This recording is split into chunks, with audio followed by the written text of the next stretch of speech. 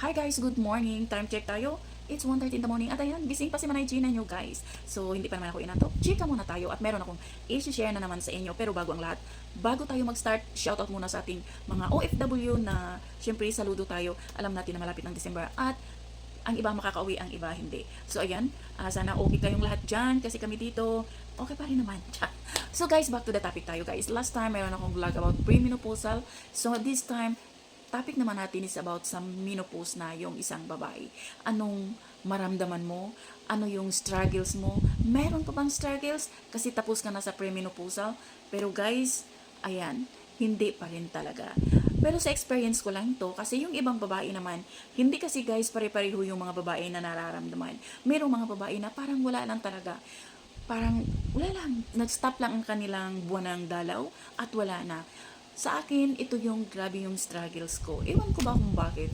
Ang mother ko naman, wala siyang naramdaman. Sister ko, wala din siyang naramdaman. Nasa akin, dito sa akin. Grabe yung struggles ko simula nung premenopausal ko. Sobra. Ngayon naman na menopause na talaga ako. 2 years na. Is grabe talaga yung struggles ko guys. Merong time na hindi ako nakakatulog. Merong time na masarap yung tulog ko, mabilis ako makatulog. Pero may time talaga na hindi ako makatulog. Tapos kung minsan sinubukan kong, ay okay, baka kasi ang tagal ko matulog, tapos matagal ako magising sa umaga. Kaya ang ginawa ko, sinubukan kong matulog. Okay, late akong matulog. Pero maagang-maaga akong gumising guys para subukan ko, wala pa rin talaga, as in hindi pa rin ako makatulog. Sakit ng likod ko, sakit ng ulo ko, sakit ng mga kasukasuan ko, ang sakit ng aking balakang na hindi mo maintindihan. Tapos nagpalab ako, okay naman, wala naman akong UTI, wala naman akong sugar ko, normal naman, basta yung BP ko lang yung nasa border. So wala din akong creatinine, alam mo yung sa, ano bang tawag nun? Ano bang tawag yung creatinine?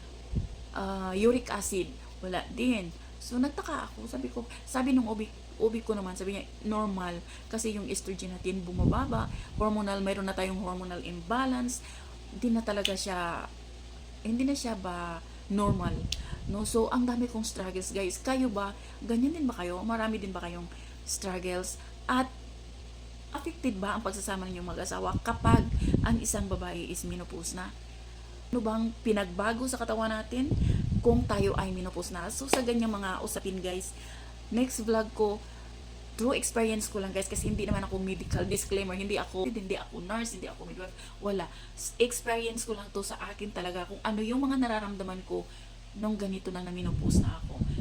So sa next topic natin guys, itatopic ko na naman kung ano yung problema, kung affected ba ang pagsasama ninyong mag-asawa kapag ang isang babae ay menopause na.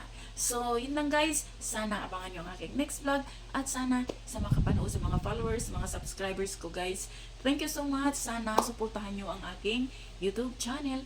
Guys, ito lang talaga yung outlet ko na malibang ang aking sarili. Alam mo yung kapag nasa stage ka na menopause ka na, ang dami mong maramdaman, sensitive ka, ganyan. So, at least ito, mayroon akong YouTube channel. Dito ko siya, parang nalilibang ako. Ang sarap magsalita dito sa harap ng camera. Kahit wala naman akong kausap, guys. So, di ko din naman alam kung mayroong manood o wala. Basta go lang ako. So, yun lang, guys. Thank you for watching. Until then, bye. God bless everyone.